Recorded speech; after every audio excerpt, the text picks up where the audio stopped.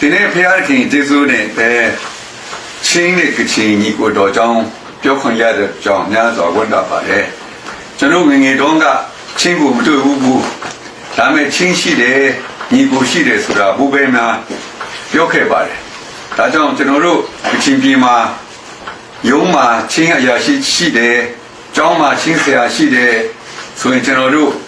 စိတ်ထဲမှာညီကိုလိုခံစားခဲ့ရပါတယ်နောက်တစ်ခုကျတော့ကချင်ပြည်မှာခဏနာစစ်ဖြစ်တဲ့အခါမှာချင်းဘူမူပါတယ်ချင်းဘူကြီးပါတယ်ချင်းရဲဘော်ပါတယ်ဆိုရင်ကျွန်တော်တို့စိတ်ထဲမှာအများကြီးဝန်တာပါတယ်ဒါကြောင့်လည်းပဲချင်းနဲ့ကချင်ညီကိုဖြစ်တယ်ဆိုတာကျွန်တော်ငငယ်ကလေးကနားလည်ခဲ့ပါတယ်ချင်းကိုတော့တစ်ခါမှမတွေ့ခဲ့ဘူးနောက်ကျွန်တော်ကြီးလာတဲ့ခါကျတော့ကျောင်းမှာတိတ်ကလေးမှာရောက်မှာပဲကျွန်တော်တို့ညီကိုချင်းဆိုတာသူတို့ကိုဆိုတာကိုချင်းဒီနဲ့အများကြီးခင်မင်ခဲ့ပါတယ်ချင်းစကားတင်တယ်အခုချင်းတောင်ကခဏခဏရောက်တယ်ဒါကြောင့်ချင်းနဲ့ကချင်ညီကိုဆိုတာပုံရနားလည်လာချင်းဖြစ်ပါတယ်နောက်အကြီးအကျယ်လက်လာချင်းမဟုတ်တော့လဲကျွန်တော်တိတလောက်သူများပြောပြတယ်လို့မိဘတွေပြောပြတယ်လို့ ਨੇ ကျွန်တော်လက်တွေ့ရှာဖွေဇုံစမ်းချင်းအပြင်ချင်းနဲ့ကချင်ညီကိုဖြစ်ကြောင်းကိုဒီနေ့အနည်းငယ်ပြောကြားလို့ချင်းဖြစ်ပါတယ်နံပါတ်1မှာတော့ကျွန်တော်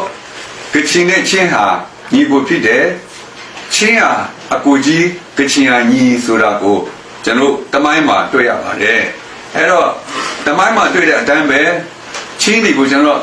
ခန်းလို့ခေါ်တာပေါ့ခန်းအဲ့လိုပြောချင်းဖြစ်ပါတယ်အဲ့တော့ကချင်ကြီးနာမည်ပေးတဲ့နေရာမှာ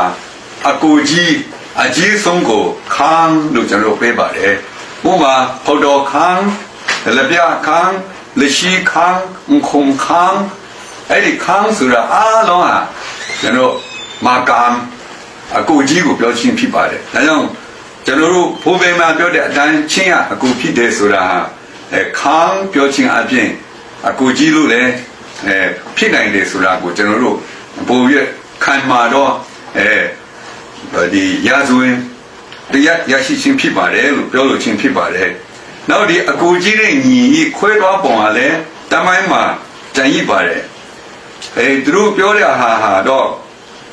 အကူကြီးကအရင်သွားတယ်ညီကနောက်ကလိုက်ချင်းဖြစ်တယ်လိုက်တဲ့အခါမှာအကူကြီးကငပြောပင်ကိုခုတ်သွားတယ်ညီကလိုက်တဲ့အခါငပြောဖွားအများကြီးအရှိကြီးထွက်လာတဲ့အခါမှာလိုက်မမြင်တော့ဘူးအကူကြီးသွားတာကြားပြီးလို့မလိုက်ပဲနေရခဲ့တယ်ဆိုတဲ့တမိုင်းကျွန်တော်တို့ပဇာနဲ့စကားနဲ့ပြောတဲ့တမိုင်းရှိခဲ့ပါတယ်ဒါတော့ကျွန်တော်တို့ဒီခေတ်မှာစဉ်းစားရင်ဒါတော့ဒီရည်စရာကောင်းတာပေါ့မဖြစ်နိုင်ဘူးဆိုလို့ပို့အခြေအနေရှိတယ်ဘာလို့မပြောပင်ခုတ်တာကိုမပြောပင်တက်လာတာကိုကြည့်မှအကြာရှိပြီလို့ကျွန်တော်တို့ယူဆတာကိုဒါပေမဲ့ဒီမှာနေတာရှိပါတယ်အကူကြီးကအရင်သွားတယ်ညာနောက်ကျခဲ့တယ်ဆိုတာဒီကျွန်တော်ဒီချိန်မှာတိတန်ဖို့မထားတော့ဒီမပြောပင်ဤပေါ့ဒီနေရလည်းပဲအမှန်မှနေတော့အတိတ်ပဲရှိတော့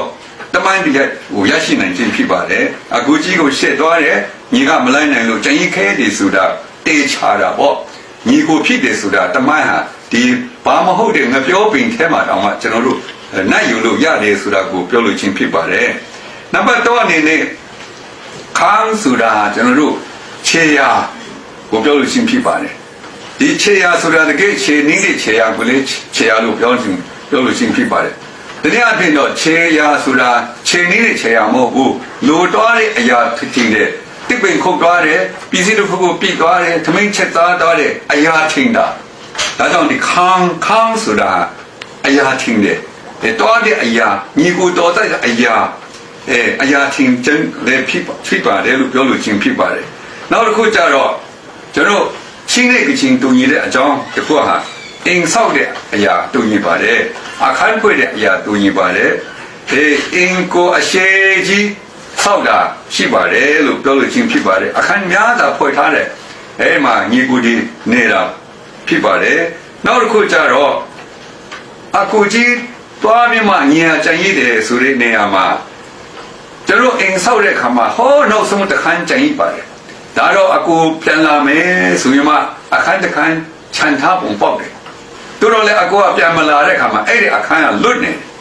နေတော့ comment room ပေါ့ဒီ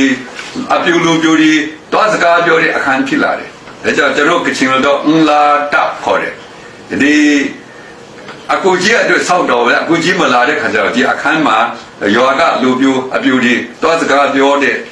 မိတ်ဖွဲ့တဲ့အခန်းကြီးဖြစ်သွားပါတယ်ဒါကြောင့်အကူရှိတယ်ဆိုတဲ့အကြောင်းကိုဒီအင်ခန်းအဖြစ်တို့ရခြင်းဖြစ်ပါတယ်နောက်တစ်ခုကျတော့ကျွန်တော်အင်ဒီမှာကချင်အင်ဒီမှာကချင်ဇော်ဘွားအင်မှာကချင်ဒူဝါကြီးအင်မှာတိုင်ကြီးရှိတယ်တိုင်ငယ်ရှိတယ်အဲ့ဒီတိုင်ကြီးတိုင်ငယ်မှာနွားဂျူဒီနွားကောင်းဒီအများကြီးအဲ့လိုချစ်ဆွဲထားပါတယ်အဲ့တော့ကချင်ဇော်ဘွားအင်မှာတော့ကျွေးဂျူဒီနွားဂျူဒီနောက်တောတရိဆန်ဂျူဒီအများကြီးပြည့်နေတာတွေ့တယ်ဟောအကြီးကအငယ်တိုင်အပြည့်ရှိတယ်အခုကျွန်တော်ချင်းတောင်ရောက်တဲ့ခါမှာချင်းစော်ဘွားအိမ်မှာကျွန်တော်တွားခဲ့တယ်one hair အိမ်မှာနွားဂျူဒီနောက်ဂျူဒီအများကြီးတန်းစီတော့တွေ့တယ်ဩ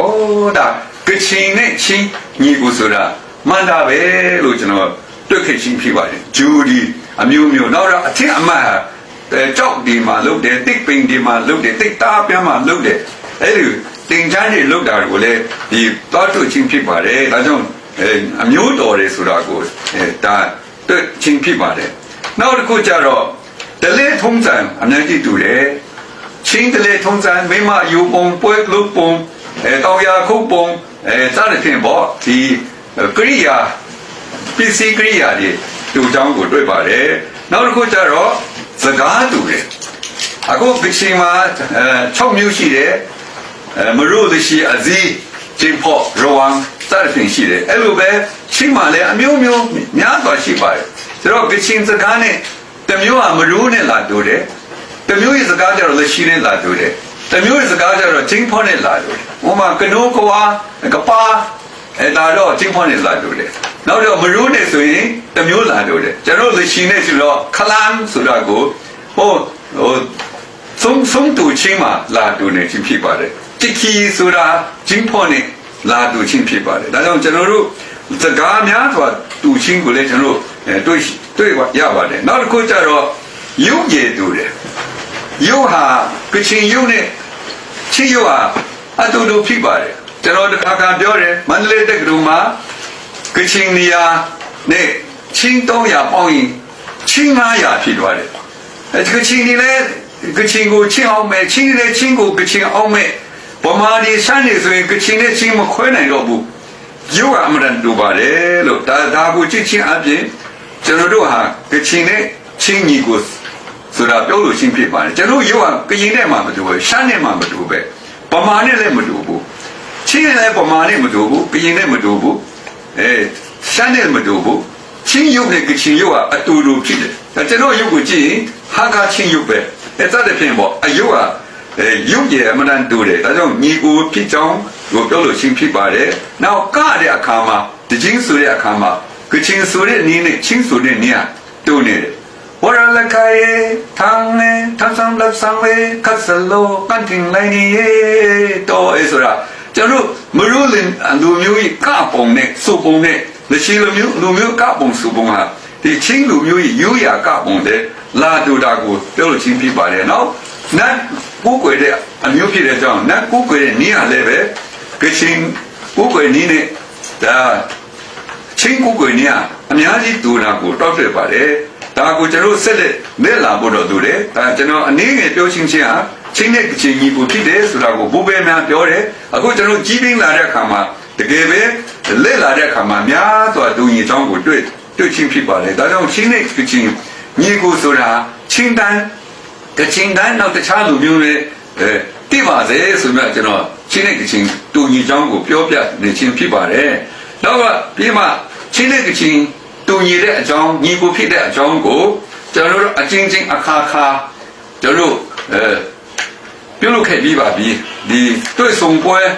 စီဝေပွဲမှာပြုလုပ်ပါတယ်ပထမအချင်းကြတော့1994ခုနှစ်မှာဟာခါမျိုးစီဝန်အတင်းတော်မှာပြုလုပ်ခြင်းဖြစ်ပါတယ်ကျွန်တော်အဲ့ဒီမြန်မာနိုင်ငံနေချင်းခရစ်ယာန်ညီလာခံတ ဓမ္မတပင်စီဝေးကြီးကိုဟာခါမှာပြုတ်လို့တဲ့ခါမှာကချင်300ရှိပါတယ်ချင်းအများကြီးဇေဝအတင်းတော်မှာချင်းနဲ့ကချင်ကြီးကိုဖြစ်ကြောင်းကိုအတိအမှတ်ပြုပွဲကျင်းပခဲ့ပါတယ်အဲ့တော့ကချင်ကနေပြီးမှချင်းတောင်မှာအကြီးဆုံးမောင်းကိုကျွန်တော်ဝယ်ပြီးမှအဲ့ဒီမောင်းမှာကချင်နဲ့ချင်းညီကိုဖြစ်ကြောင်း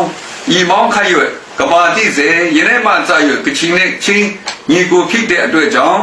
အဲ့အတူပိုအများလက်တွဲကအသက်ရှင်သွားမယ်တာသနာပြုမယ်ဆိုတာကိုဂတိပြုခဲ့ကြတယ်ချင်းနဲ့ကချင်ညီကိုဖြစ်ကြောင်းဤမောင်းခရွက်တိပါစေဆိုမှကချင်ဥက္ကဋ္ဌကမောင်းတီးတယ်ပြီးရင်ချင်းဥက္ကဋ္ဌကိုပဲတယ်မိခွင့်ပြောတာဟာကျွန်တော်ကချင်ဘက်ကတော့ဒေါက်တာစပွဲဂျုံဖြစ်တယ်ချင်းဘက်ကတော့ဆရာကြီးဂျိမ်းစေဒုံစကားပြောပြီးမှကျွန်တော်နောက်တက်ပြီးမှဖျားရှိခိုးတယ်ညီကိုဖြစ်ကြောင်းကိုကျွန်တော်အတိအမှတ်ပြုခဲ့တယ်ဒါကြောင့်ချင်းတဲ့ကချင်ဒီကဘာအဆက်ဆက်မှာလက်တွဲညီညာအတူပိုအများလို့ပြောပါတယ်တဲ့အခါမှာလည်းအတူတူပိုတဲ့အခါမှာလည်းအတူတူဘုရားတခင်လုပ်ငန်းအတီးကြီးမှာလက်တွေ့ကြဖို့ကျွန်တော်ဂတိပြုခဲ့ပါတယ်ဒါကြောင့်ဒီမှာဘယ်မှာရောက်တော့ဘယ်မှာရှိတဲ့ချင်းဖြစ်ဘယ်မှာရှိတဲ့ကချင်ဖြစ်ကျွန်တော်တို့ကချင်နဲ့ချင်းဟာအတူပွားများလက်တွေ့တော့မယ်ဆိုပြီးမှဇီဝန်တောင်းပေါ်မှာဘုရားတခင်ရှေ့မှာကျွန်တော်ဆုတောင်းခဲ့ခြင်းကိုချင်းနဲ့ကချင်တိုင်းသိစေဖို့ကျွန်တော်ဒီကနေပြီးလဲပြောလို့ချင်းဖြစ်ပါတယ်ဒါပထမအကျင့်ဒုတိယအကျင့်ကြတော့2008ခုနှစ်မှာထန်တလန်းမြို့မှာပြုလုပ်ပါတယ်ကချင်လူကြီး300လောက်ဒီအမျိုးသားညီလာခံဖြစ်ပါတယ်တက်ရောက်ပြီးမှထန်တလန်းမြို့မှာချင်းတောင်မှာအကြီးဆုံးနနောက်တကောင်ကို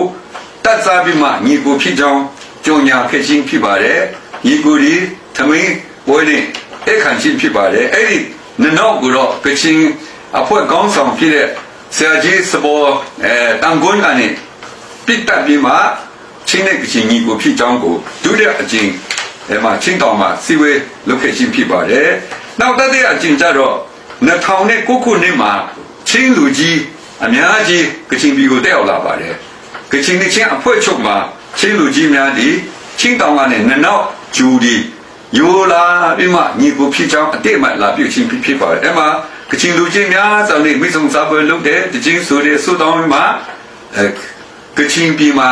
ချင်းများညီကိုများပြန်ရောက်လာတော့အထင်မှတ်ကိုလုခဲ့ခြင်းကိုတွေ့ရပါတယ်စရုဒ္ဒအကျဉ်းကြတော့2011ခုနှစ်မှာချင်းလူငယ်96ယောက်မြစ်နာမြို့ကိုရောက်ရှိလာပါတယ်ဒါဟာခါချင်းများဖြစ်ပါတယ်အဲ့ဒီမှာကျွန်တော်ကိုခေါ်တယ်ကျွန်တော်ချင်းတချင်းဆိုပြတယ်ကချင်တချင်းဆိုပြတယ်ချင်းလူငယ်96ယောက်နဲ့ကချင်လူငယ်များဆိုအဲ့မှာရပောင်းများစွာမိရဟယဖွဲ့ပြီးမှချင်းတဲ့ကချင်ညီကိုဖြစ်ကြောင်းကိုအိုးမဟာခင်မင်းသိရှိအောင်ပွဲကြီးလုပ်ခဲ့ခြင်းဖြစ်ပါတယ်ဒီအကြောင်းကိုကြည့်ချင်းအပြင်ဒီမှာဒီတတိကိုကြားတဲ့လူတိုင်းချင်းဒီကချင်ဒီညီကိုဖြစ်ကြောင်းကိုတည်ရတယောက်နဲ့တယောက်အမြင်ဖြစ်ခင်လေးစားကိုရင်ရမ်းပင်းသွားစေလို့ချင်းဖြစ်ကြောင်းပြောလို့ရင်ဒီကုန်းချုပ်ပါတယ်ဖခင်ကောင်းချီးပေးပါစေအာမင်